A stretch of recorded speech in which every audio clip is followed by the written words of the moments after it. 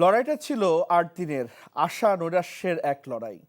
তারপর মৃত্যুকেই বেছে নিল শিশু আসিয়া। আরও একবার কাঁদল গোটা বাংলাদেশ। হতবিহ্বল বাকরুদ্ধ পরিবার ও গ্রামবাসী জানালো, কেবল দ্রুত ও দৃষ্টান্তমূলক বিচারই তারা চান। এদিকে দ্রুত বিচারের নির্দেশ দিলেন শোকে মুহ্যমান প্রধান উপদেষ্টা ডক্টর মোহাম্মদ ইউনূস। অজিত আইচের ক্যামেরায় বিস্তারিত ইফতেখার রেজা রিপোর্টে। মাগুরা জেলার শ্রীপুর উপজেলার প্রত্যন্ত মফস্বল গ্রাম জারিয়া। এই গ্রামের বৃক্ষ শোভিত আঁকাবাঁকা পথে শিশু আসিয়ার যে দুরন্ত শৈশব কেটেছিল, সেই পথেই আজ তার অন্তিম যাত্রা হলো।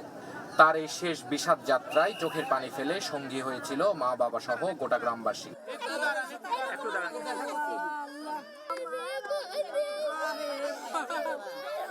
আসিয়ার এই মহাপ্রস্থান আয়োজনে যোগ দিয়েছিল তার সহপাঠীরাও। কান্নায় ও শোকে মুহ্যমান ছিল তারা। মাগুরা স্টেডিয়ামের পরে নিজ গ্রামে হয়েছে দ্বিতীয় জানাজা।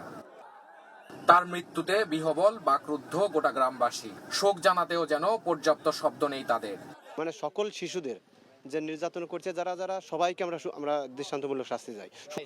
এর যেন শাস্তি কার্যকারী হয় এই বাংলাদেশের বুকে।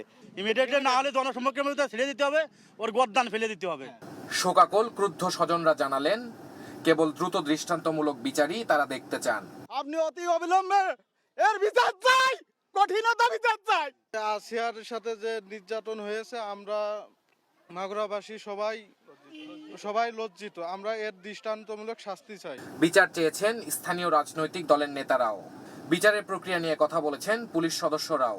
তা আমরা আশা করব যে হাইকোর্টের নির্দেশনাকে মাথায় রেখে সংশ্লিষ্ট বিচারিক আদালত অতি দ্রুততম সময়ে এই জঘন্য হত্যাকাণ্ডের বিচার করবে। ক্রোমোজোমের সাথে আপনার ডিএনএর সাথে আর একটা ডিএনএ ম্যাচ করে নাও, আর ওইটা তাড়াতাড়ি করে দেবে।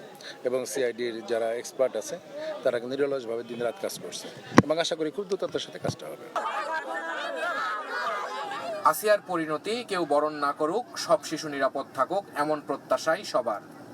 ইফতেখার রেজা, জারিয়া, শ্রীপুর, মাগুরা। এই ঈদে জামা জুতো অ্যাক্সেসরিজের ডিসকাউন্ট।